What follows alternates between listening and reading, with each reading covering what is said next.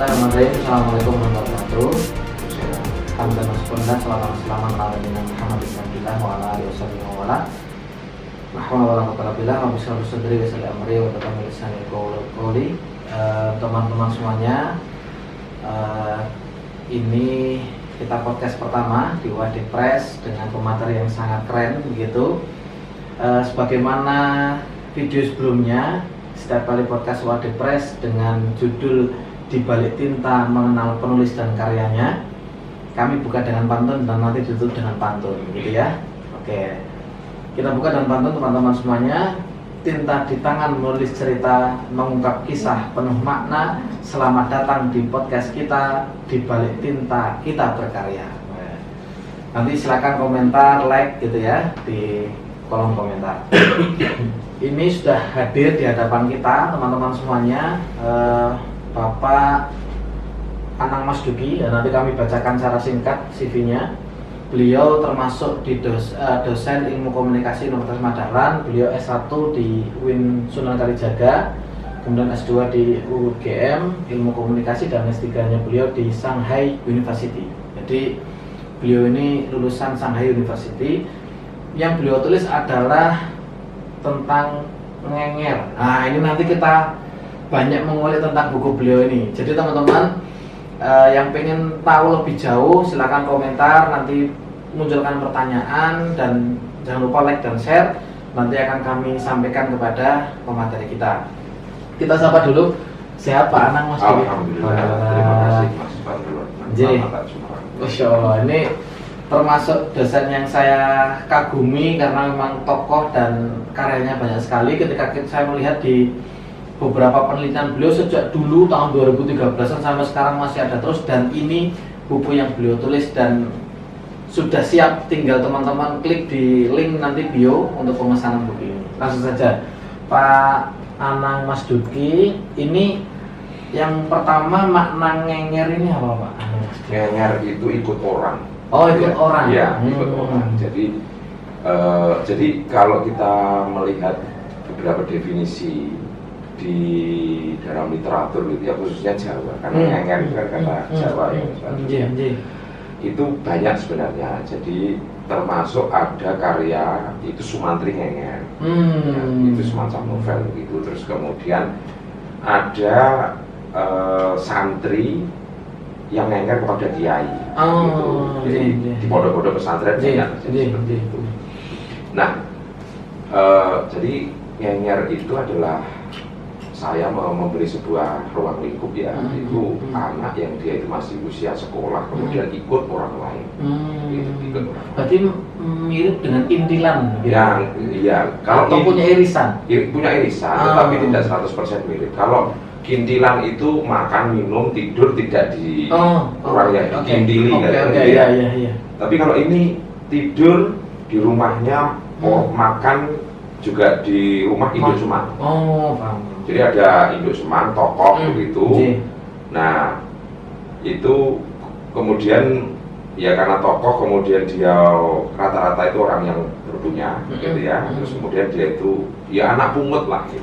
Anak pungut. Tapi kalau anak pungut itu lebih kepada karena dianggap anak begitu ya. Ini tidak gitu. Jadi ya masih anak orang lain, orang tuanya juga masih nyambangi, masih apa begitu. Tapi dia itu ikut di dalam keluarga itu.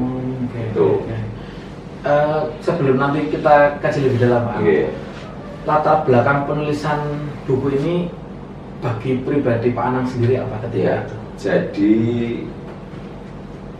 dulu itu di Ponorogo itu kan banyak orang ngenger. Itu kebetulan kampung halaman saya. Kampung halaman saya.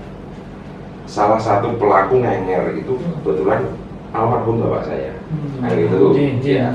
Nah, dulu waktu saya kecil, jadi bapak saya itu kan meninggal tahun 2023.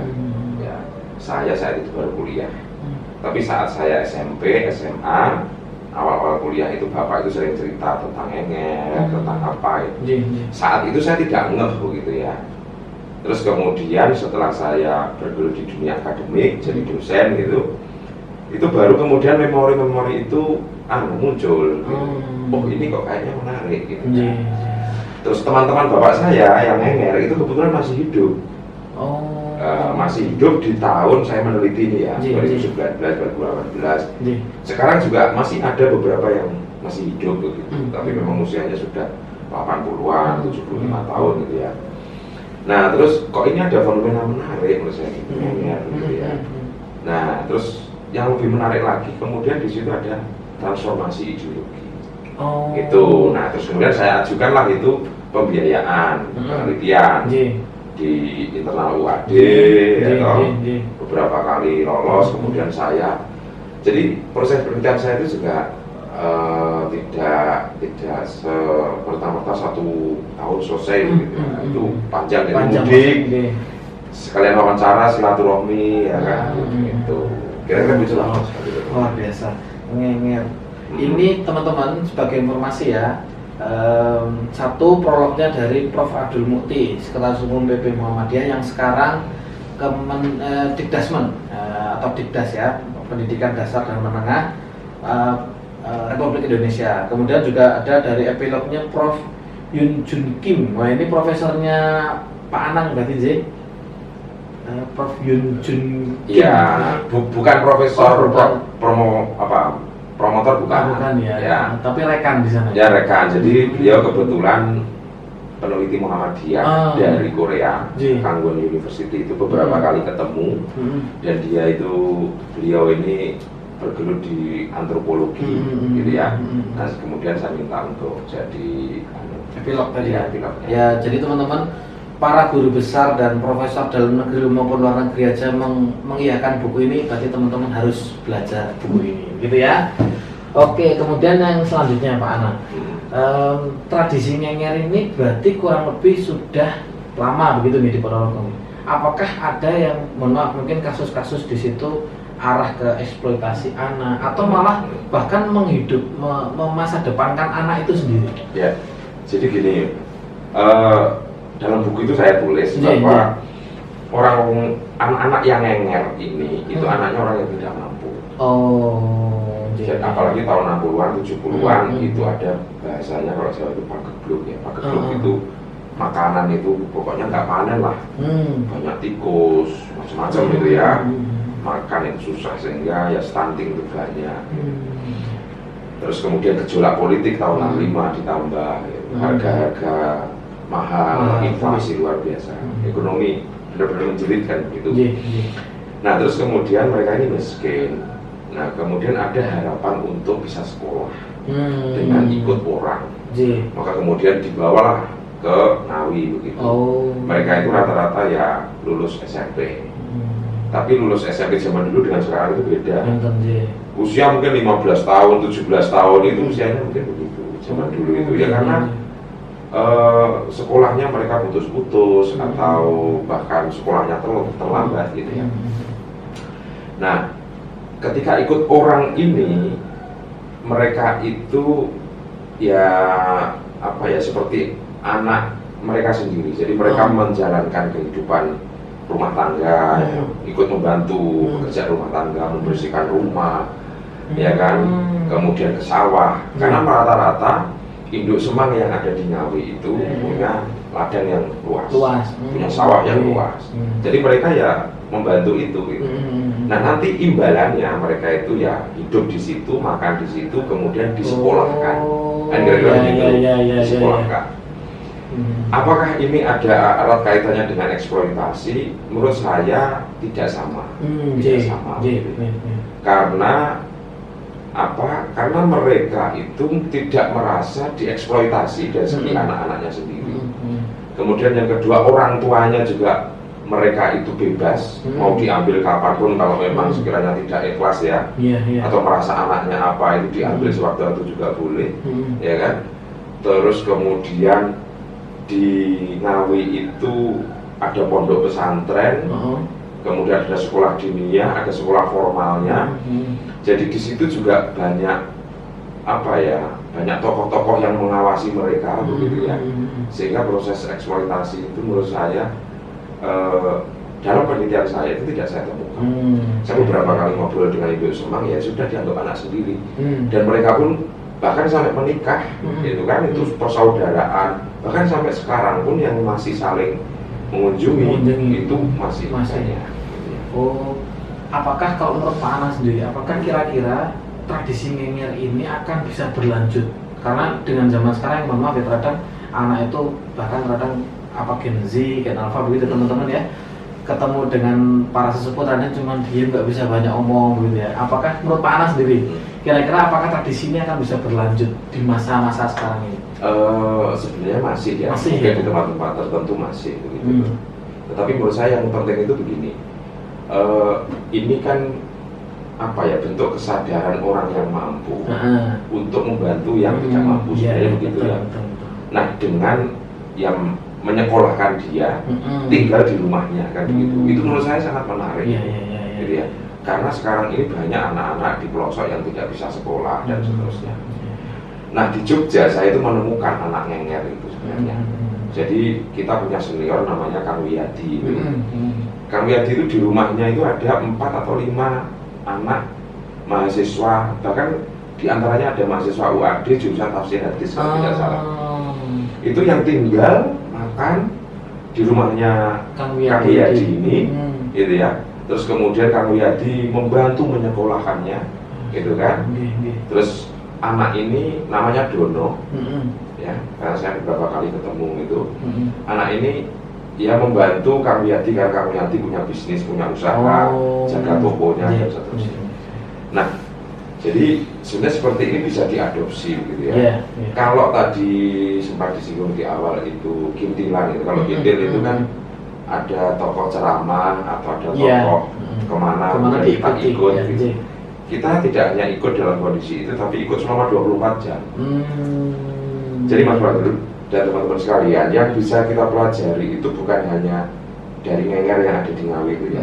Bukan karena kita hanya disekolahkan di pondok saja, tetapi kita itu belajar pada tokoh masyarakat. Kehidupan beliau sehari-hari itu seperti apa sih? Karena gini Mas, saya sendiri dulu ketika aktivis itu di IMM itu, profesionalitas itu menurut saya belakangan lah. Misalkan ketika janjian ketemu molor, bukan hanya 1 menit 2 menit, molor 1 jam dan seterusnya, itu sudah biasa. Janjian ya nanti dan seterusnya, pokoknya nggak komit lah, nggak profesional dan seterusnya. Ketika saya itu di dunia akademik, terus apalagi kemudian saya bergaul dengan banyak orang, saya sekolah di Cina begitu. Itu profesionalitas itu penting. Nah, salah satu yang bisa dipelajari dari anak-anak yang ngenger itu, bagaimana sih orang besar itu kehidupannya. Karena orang besar itu ya, entah besar nasional atau besar di kampung itu, jadi mereka ini kan tokoh-tokoh agama ya, pagi-pagi sudah bangun, bahkan sebelum subuh gitu ya, harus membangunkan santri-santrinya. Di sisi lain dia punya anak juga banyak, punya sawah. Jadi waktu itu benar-benar berharga. Terus kemudian komitmen dengan orang, kadang-kadang masih diminta ngisi ceramah, ya kan, dan seterusnya. Nah, ini juga pelajaran yang penting. Gitu. Berarti di situ ada, ya betul tadi kan juga yang jelasnya Pak Anang, ada transformasi ideologi secara tidak langsung, bahkan nanti ya di situ ada proses modernisasi Islam juga mungkin ya, dari pemahamannya dia yang sebelumnya bagaimana ngikut orang ngenger tadi, ini bisa berubah. Itu mungkin terjadi ya Pak Anang, gitu ya. Oke. Kalau ini apa kira-kira Pak Anang untuk ngenger ini apakah masih tidak hanya diterapkan di dalam, tadi di desa sudah, di kota sudah, apakah ngenger ini akan ini ya menjadi, kalau menurut Pak Anang sendiri, apakah akan menjadi ancaman atau menjadi dukungan terhadap persoalan sekitar? Kalau menurut saya, jadi motivasi ngenger itu kan bermacam-macam. Termasuk sebenarnya tokoh yang menjadi induk semang itu kan seperti apa gitu. Karena dia nanti akan membentuk itu sebenarnya. Karena anak-anak ini kan masih anak-anak pada masa-masa pendidikan dasar menengah gitu ya, SMP SMA terutama, itu kan betul-betul karakter itu dibentuk di situ. Tergantung sebenarnya ya siapa induk semangnya ini. Kalau induk semangnya itu misalkan tokoh agama, ya kan, kemudian juga jadi panutan masyarakat, pengusaha dan seterusnya. Itu tentu arah anak yang ngenger itu juga pasti akan ke sana. Tetapi kita bisa belajar dari Ken Arok sebenarnya. Ken Arok ya. Ken Arok itu bukan ngenger, tetapi dia itu ditemukan oleh pencuri, perampok gitu ya. Kalau dalam sejarahnya itu, kemudian Ken Arok ini dijadikan anak angkat. Nah, akhirnya Ken Arok itu kan juga menjadi orang yang dalam tanda kutip berandalan kan gitu, sampai kemudian membunuh Tunggul Ametung kan begitu toh, merebut istrinya dan seterusnya begitu ya. Ya terlepas kemudian jadi kekuasaan di Singasari saat itu kan dibangun ya dari kekerasan ya karena Ken Arok diasuh oleh dalam tanda kutip bosnya preman kan ya gitu lah. Nah, jadi siapa kemudian yang menjadi induk semang ini tentu di situ pengaruh. Oke, sangat menarik ya teman-teman ya. Jadi yang perlu nanti teman-teman kaji lebih dalam yang tadi saya bilang Pak Anak, di sini tuh banyak contohnya, tokohnya siapa, bagaimana orang yang ikut ngenger, akhirnya efeknya bagaimana. Ini tadi baru sedikit yang disampaikan beliau ya. Baca lebih lanjut, beli bukunya gitu, dibaca lebih lanjut, mudah-mudahan nanti menjadi inspirasi buat teman-teman. Ternyata ngenger tuh punya pengaruh yang baik gitu ya. Selain tadi contohnya Ken Arok ya, yang ternyata juga ngikut induk semangnya. Jadi teman-teman baca buku ini akan bagaimana tergambar dari studi pergerakan Muhammadiyah khususnya di Tempurrejo Ngawi dan Grogol Ponorogo dari tahun 1950 sampai 2000-an. Kenapa ini penting teman-teman? Karena jangan sampai kita melupakan sejarah. Ini termasuk sejarah. Jadi teman-teman jangan hilangkan budaya karena budaya yang lain, tapi cintai budaya Indonesia gitu ya. Oke teman-teman, kalau ini lebih lanjutnya nanti bisa menghubungi Pak Anang via komentar dulu teman-teman, di tag beliau. Nanti kalau memang ada pertanyaan bisa langsung via media sosial. Kalau memang perlu nomornya harus hubungi kami dulu gitu ya, jangan sembarangan begitu. Nanti bisa lebih lanjut kita tanyakan ke beliau langsung. Begitu Pak Anang. Kira-kira itu dulu cukup kelihatannya untuk podcast kali ini bersama Pak Anang Mas Duki.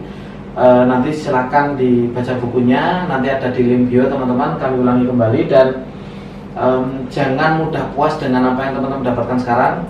Saya pun juga masih belajar dengan Pak Anang Mas Duki, PhD ini soal bentar lagi profesor, karena sudah terlihat wajah guru besarnya begitu teman-teman ya. Di akhir podcast ini saya tutup dengan pantun kembali. Dari pena lahirkan cerita, menyentuh hati dengan kata yang bersinar. Terima kasih telah mendengar dengan setia. Sampai jumpa lagi dalam kisah yang lebih besar. Oke, bisa komentar, bisa tepuk tangan di emote begitu ya teman-teman ya. Terima kasih teman-teman semuanya sudah menyimak dan tunggu podcast selanjutnya. Kita datangkan penulis-penulis yang lain lagi. Bisa jadi Pak Anang kita undang lagi nanti untuk mengkaji buku beliau yang lain. Begitu, terima kasih Pak Anang atas waktunya.